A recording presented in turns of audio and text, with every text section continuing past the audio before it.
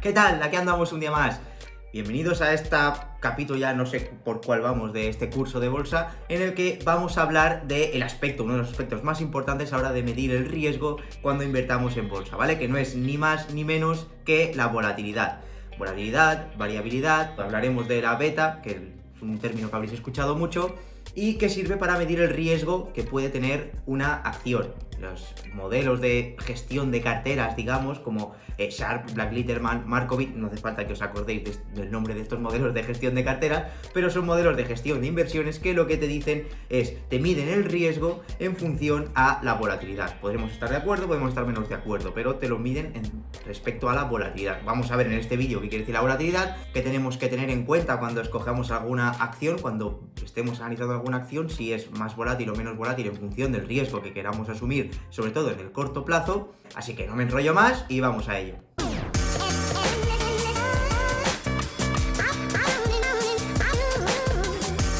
Vale, en primer lugar, para que os hagáis una idea, la volatilidad es simplemente la variabilidad, la variación que tiene el precio de una acción, un fondo de inversión, una commodity, una divisa, las propias criptodivisas, lo que sea, cualquier activo financiero que cotiza, que se mueven sus acciones diariamente, pues ese movimiento de la acción que tiene diario es lo que llamamos volatilidad. Por ejemplo, los que seguís el Bitcoin seguramente estáis viendo como que los movimientos del precio del Bitcoin, tanto diarios como semanales como mensuales, son movimientos muy bruscos, tanto al alza como a la baja. Entonces eso hará que el Bitcoin de por sí tenga una volatilidad generalmente más alta que otros tipos de activos, ¿no? Pues luego con las acciones pasa lo mismo. Hay acciones que son también más volátiles y hay acciones que son menos volátiles. Por ejemplo, las acciones de grandes compañías, al tener más volumen negociado, pues es más difícil que el precio de esa acción se mueva tanto al alza como a la baja. Recordad que el precio hace que se mueva al alza o a la baja según la oferta y la demanda que tiene esa acción.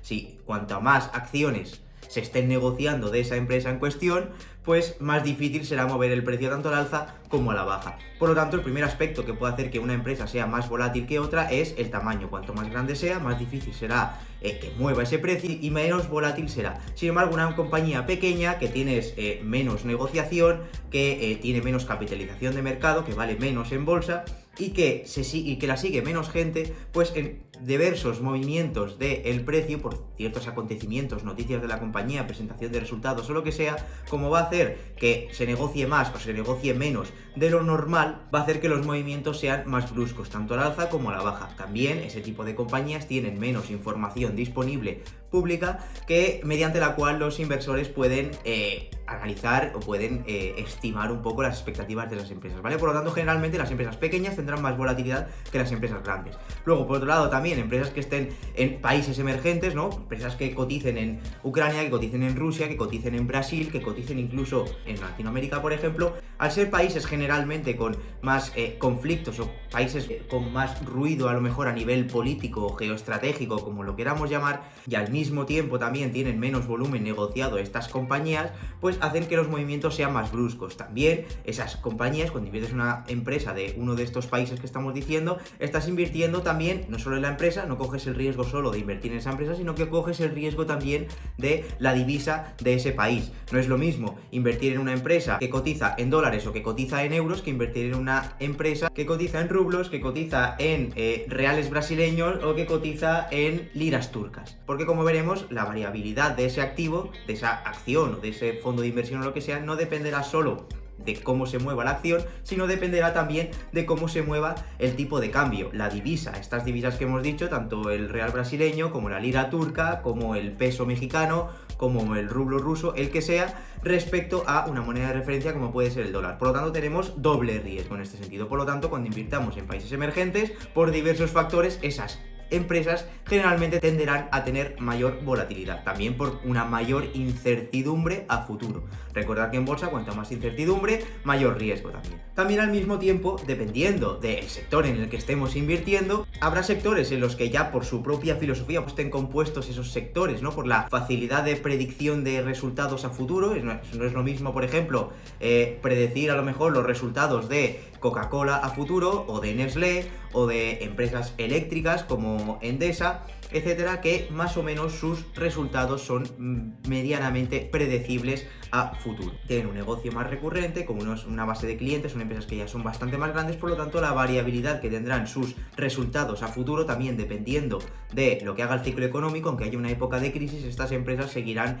teniendo más o menos los mismos ingresos, por lo tanto tendrán una menor volatilidad. Sin embargo, diversas empresas tecnológicas o empresas automovilísticas o empresas industriales que están más expuestas a lo que haga el ciclo económico, cuanto mejor vaya la economía, más crecerán, pero cuanto peor vaya la economía, más caerán sus resultados y sus beneficios. Por lo tanto, este tipo de empresas tenderán a ser más volátiles en los mercados financieros, ¿vale? Todo esto tenemos que tenerlo en cuenta. Entonces, ¿cómo medimos este riesgo, esta volatilidad? Pues directamente mediante el dato de volatilidad. Pero ¿qué pasa? Yo es un dato que personalmente no miro mucho tampoco, porque tampoco se dan en las páginas que tenemos de consulta de acciones, ya puedan ser como Investing, como puede ser Yahoo Finance, como pueden ser otro tipo de páginas que utilicéis. Este dato no lo suelen dar, el de la volatilidad, suelen dar el de la beta.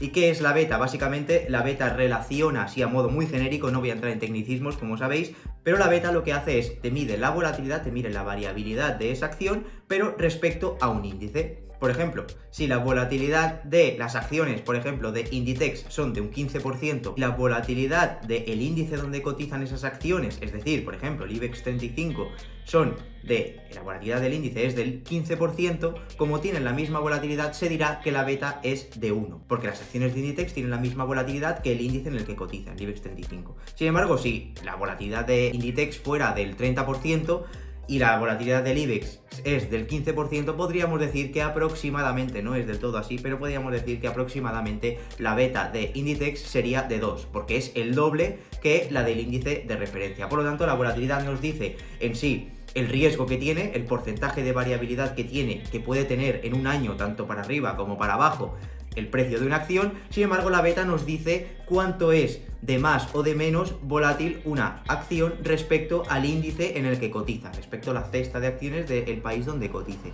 ¿vale?